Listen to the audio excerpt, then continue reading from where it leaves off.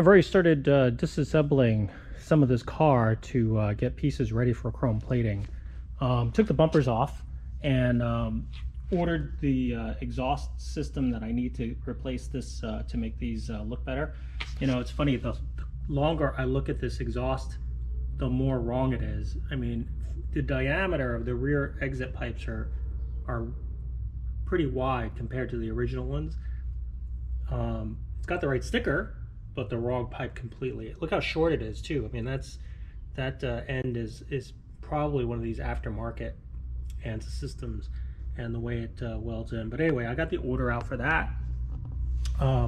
Took the bumpers off, started to take a lot of other pieces off, but let me show you what I have done here. I've already removed the reservoirs so that I can get the bracket plated. I'm just covering the carburetors, because this, you know, with the air cleaners off, it's always good to cover carburetors to keep stuff from falling in. So I got the rubber grommets on and just doing a few other things as far as hoses and replacing this kind of stuff.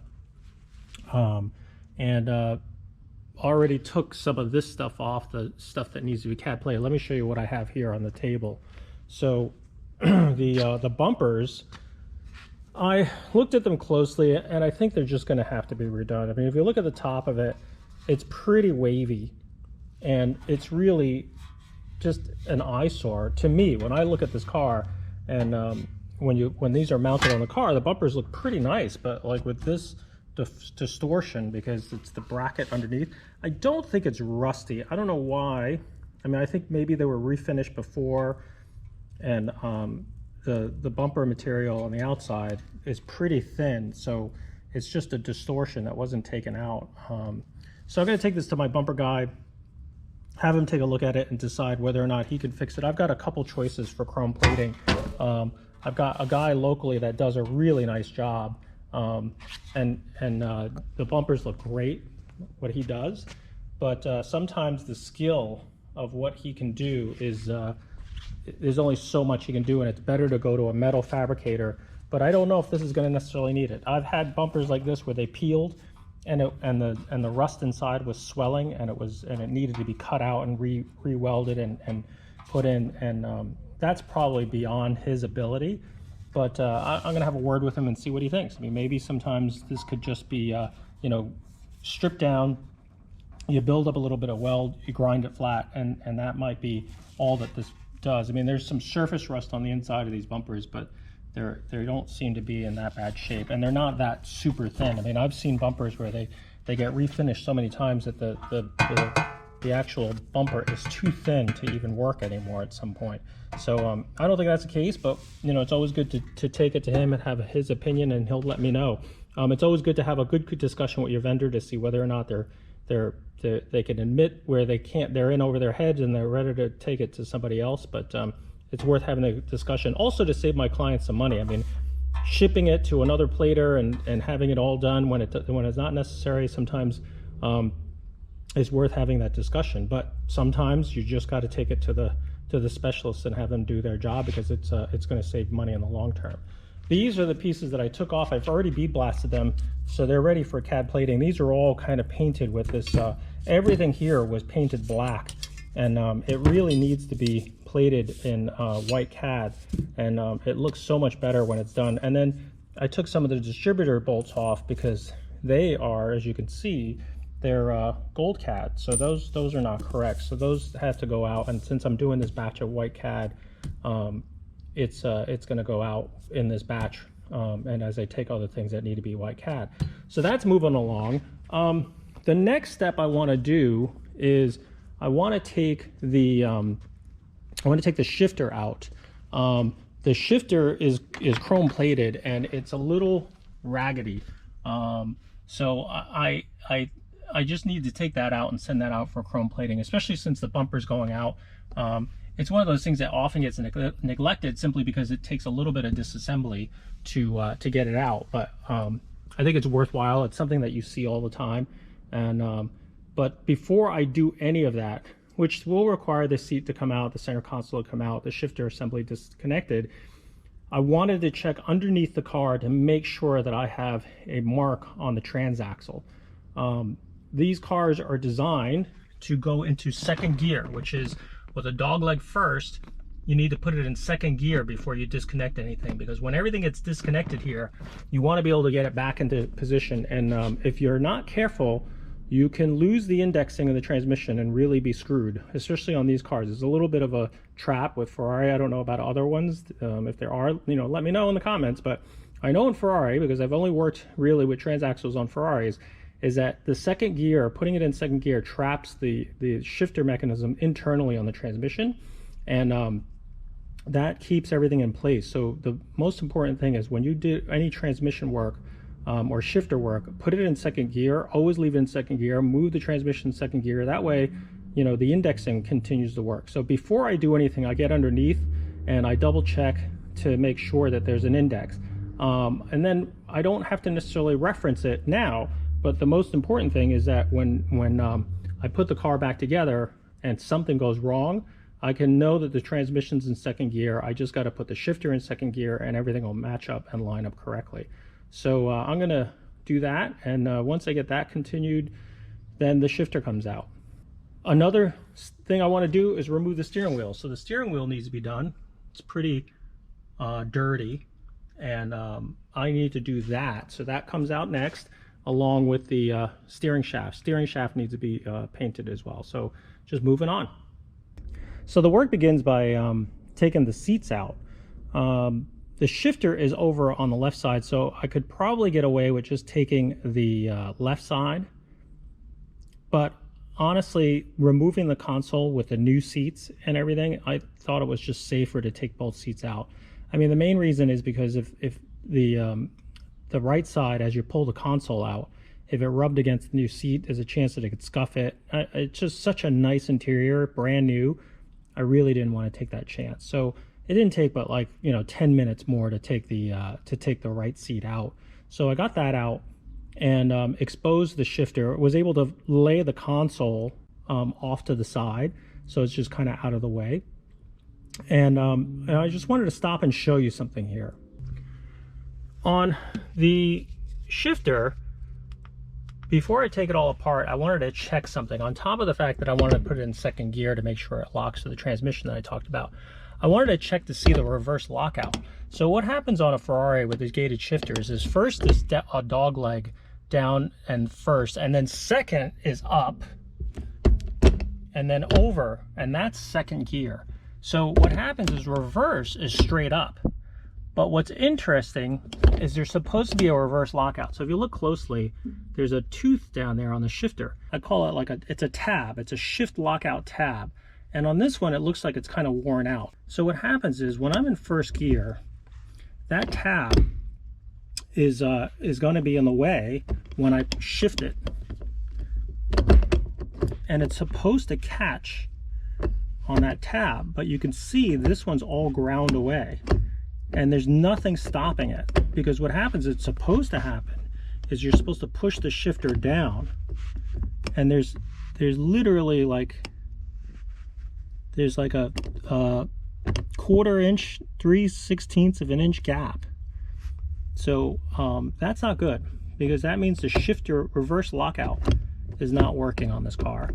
So see, that's supposed to work that way. So I think what I'm going to do is talk to the customer and say, hey, listen, can I fix the shifter? I'm going to weld a little piece of metal down there, and then we'll build it up and then make sure that this thing works. Which means this plate will have to be refinished, but it's better to put the reverse lockout back in, because evidently somebody is either grounded away or it's worn away or whatever. But you don't want to go from first to reverse by accident. That's the whole reason why you have a reverse lockout. So I'm gonna work on that.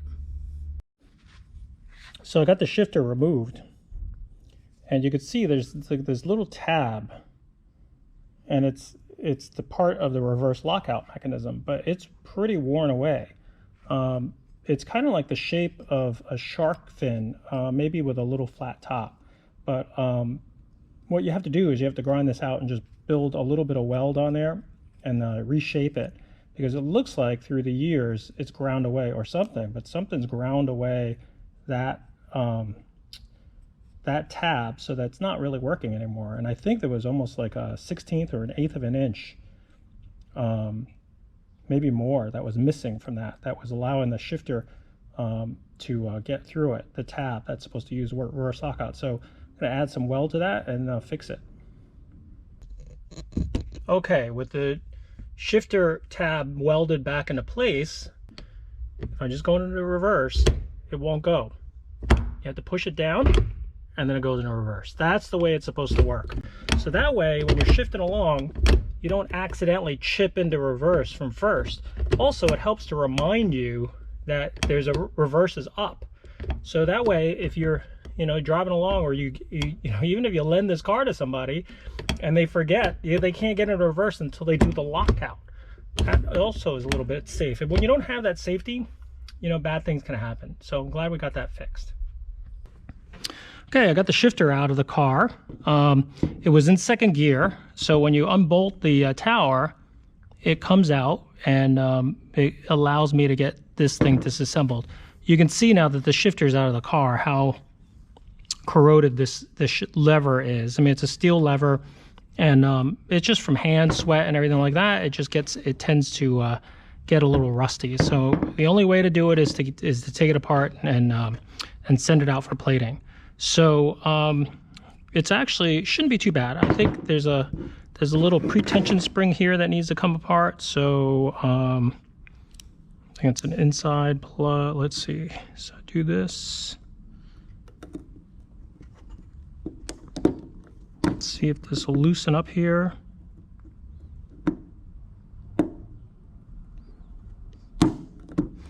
I might have to get a different set of pliers because this one looks like it's not going to come out with the ones that I have.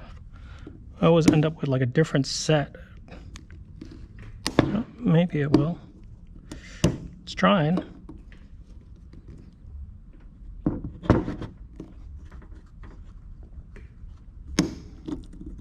It's not coming together as tight as I'd like it to be. I'm gonna have to get my other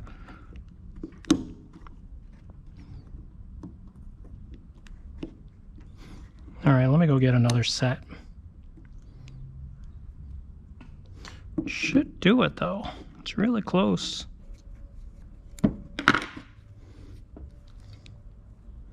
Maybe. Let's pull this one out just a little bit to get it lined up with the other one. That looks pretty close. Let's see if this helps.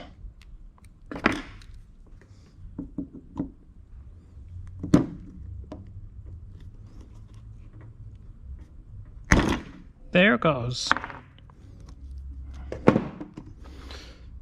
All right, so E-clip, cover, spring, and there's a cup in there that has to come out. So then that's that. Then the top one also, there's another one, but now this one's reversed. I'm gonna flip this guy.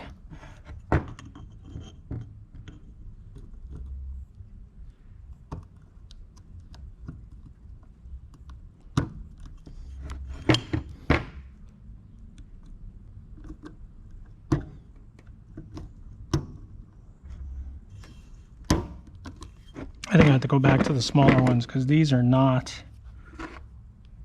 fitting in those holes.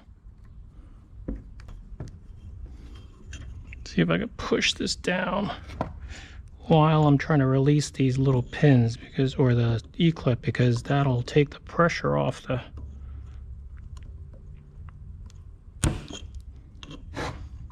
Maybe not. All right, I'm gonna put this in a vise and try to do it that way.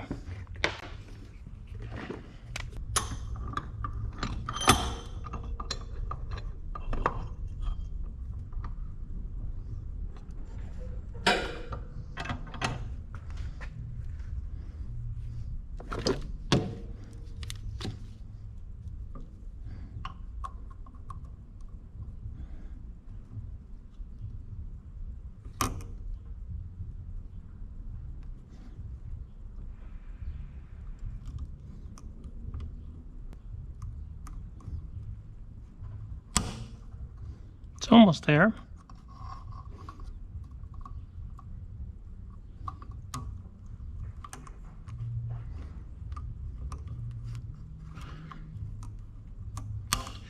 doesn't even look like the right shape. It's like all bent out of shape for some reason.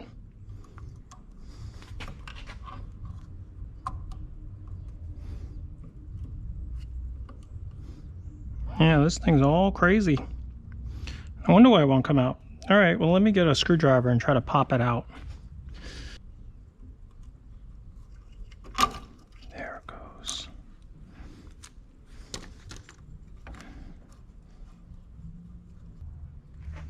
Let's check that out. That ain't right. I think we're gonna have to get a new one of those. All right, let me show you what happened here. The E-clip would not come out because it's all bent out of shape. I don't know what the story of that is, but I had to get a new E-clip there. And then the rest of it kind of comes out in order here at the spring. There it goes. That's out. See how dusty it is? It's just from years of grime and dirt.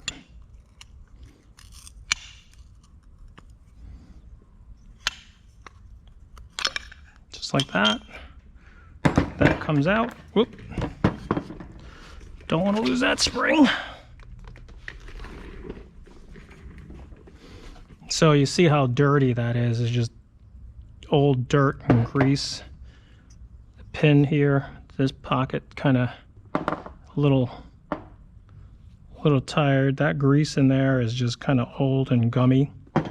So we'll clean all that up. What I have to do here, clean this up obviously, and then send this out for plating. I'm going to take this little bushing. This plastic bushing is the one that rides on the coupler, and it looks like it's a modern one, so it's fine. Just got to pry it off, and that's going to be fine to go as far as putting it back in the car. Just got to pop it off here. Sometimes it can be a little tricky.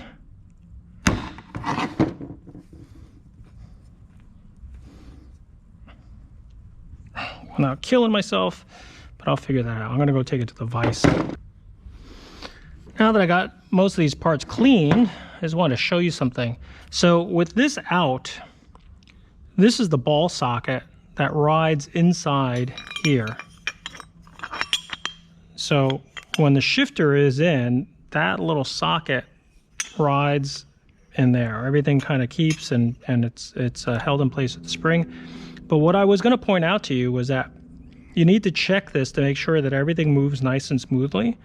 It'll move better once you put grease and everything in there. But when this gets sent out for chrome plating, you got to make sure that they don't plate these little balls, because this goes on the end here, and then this rides inside of here. I've had people actually had the whole thing chrome plated, somebody who doesn't know, and then they just plate the whole thing, and that 10,000ths of or 5,000ths of plating on that ball will not allow this to move in here at all. It won't even go in. It'll just hang up, and it'll be super tight.